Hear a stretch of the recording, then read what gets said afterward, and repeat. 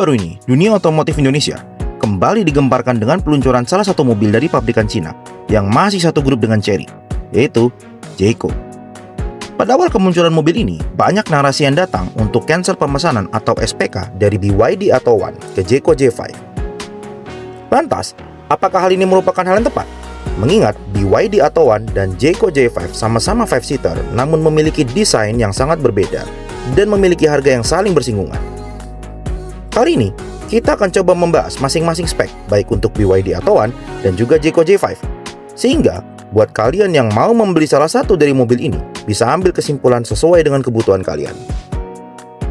BYD Atto 1 rilis resmi di Indonesia pada tanggal 23 Juli 2025 pada saat event Gias dengan dua varian tipe, yaitu tipe dinamik dan tipe premium.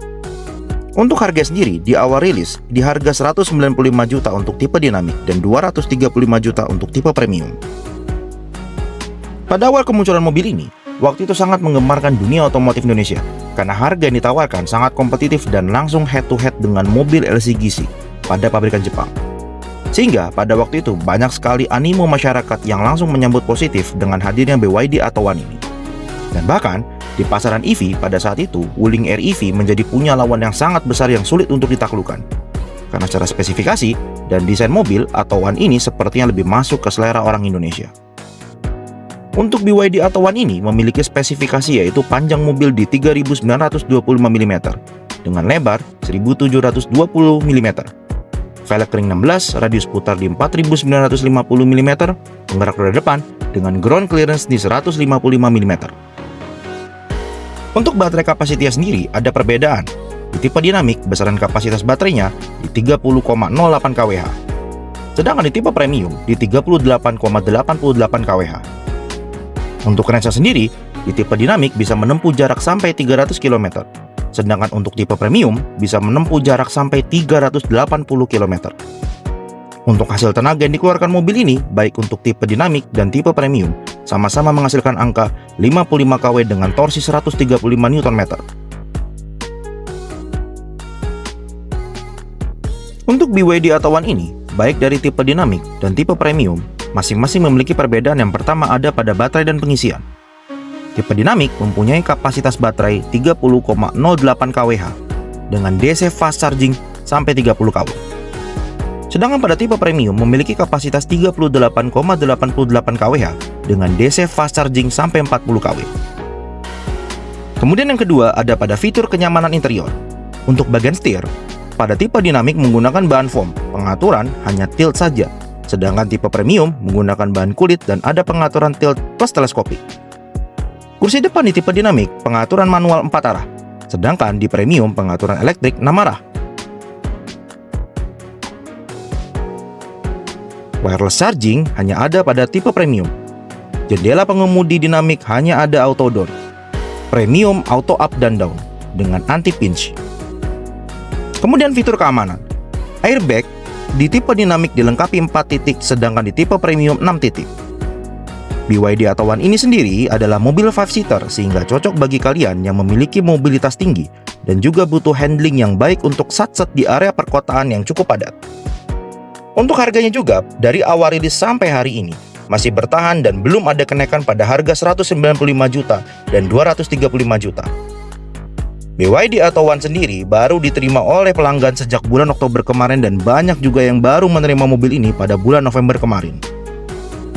Berdasarkan informasi dari beberapa member grup Facebook BYD Atto 1 ini, pada batch pertama ada beberapa keluhan terhadap mobil ini. Namun hal ini wajar, mengingat ini adalah batch pertama dari BYD. Jayco J5 EV. Sebenarnya mobil ini sudah dirilis pada tanggal 25 Juli 2025 pada saat event Gias kemarin. Namun harganya sendiri baru diberitahu dan baru di launching di Senin 3 November 2025 kemarin. Nah, langkah ini mungkin saja dilakukan oleh Jayco untuk menunggu para pesaingnya yang merilis harga lebih dulu, baru kemudian di sini Jayco bisa membuat harga yang cukup menggiurkan untuk di kelasnya. Nah, untuk Jayco J5 ini sendiri memiliki spesifikasi yang sama baik untuk tipe premium dan tipe standarnya, yaitu sebagai berikut. Panjangnya sendiri di 4380 mm dengan lebar 1860 mm dan tinggi di 1650 mm. Seating capacity-nya 5-seater, FWD, Kemudian tenaga yang dihasilkan sendiri 155 kW 210 PS dengan torsi 288 Nm. Baterai kapasitinya 60,9 kWh dengan max charging 130 kW. Jarak tempuh 461 km dengan akselerasi dari 0 sampai 100 km selama 7,3 second.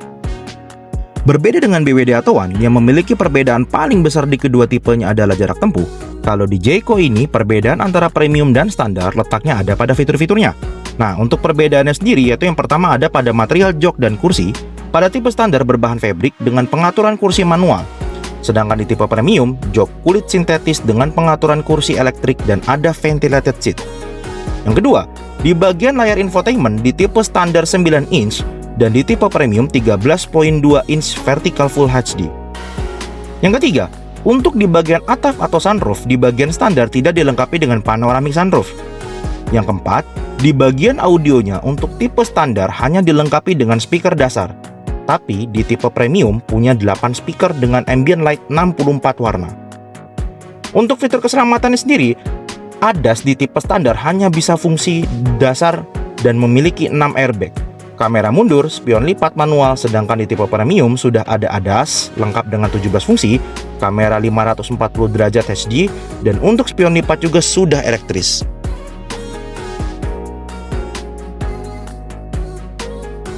Pada awal setelah rilis harga ini, Jayco sendiri mengaku banyak sekali pemesan yang hadir di dealer ataupun showroom mereka. Bahkan website mereka sendiri sempat dikabarkan down karena minat masyarakat ternyata cukup tinggi dengan hadirnya mobil ini. Nah, mobil ini juga memberikan harga spesial bagi 1000 pemesan pertama.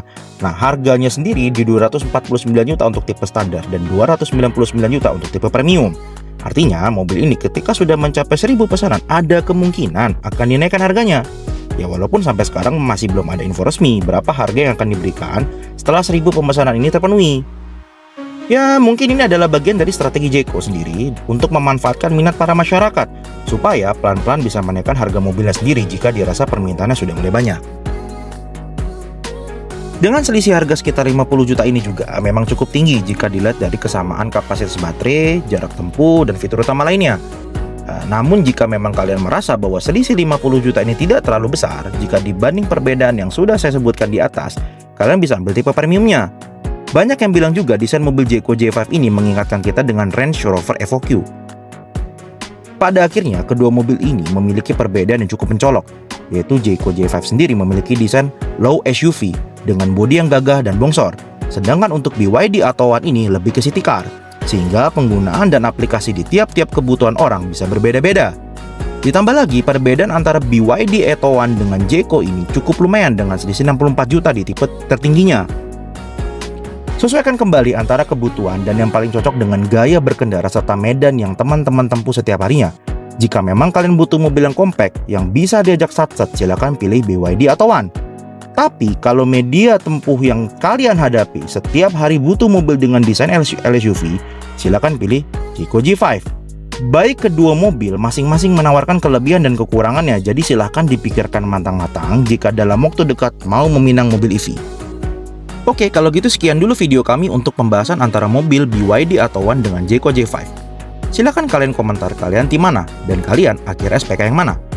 Tulis juga di kolom komentar buat kalian yang udah pada serah terima BYD atau One supaya kita bisa sama-sama diskusi. Jangan lupa juga kalian like dan share video ini ke teman-teman kalian yang lagi bingung mau pilih mobil yang mana. See you guys!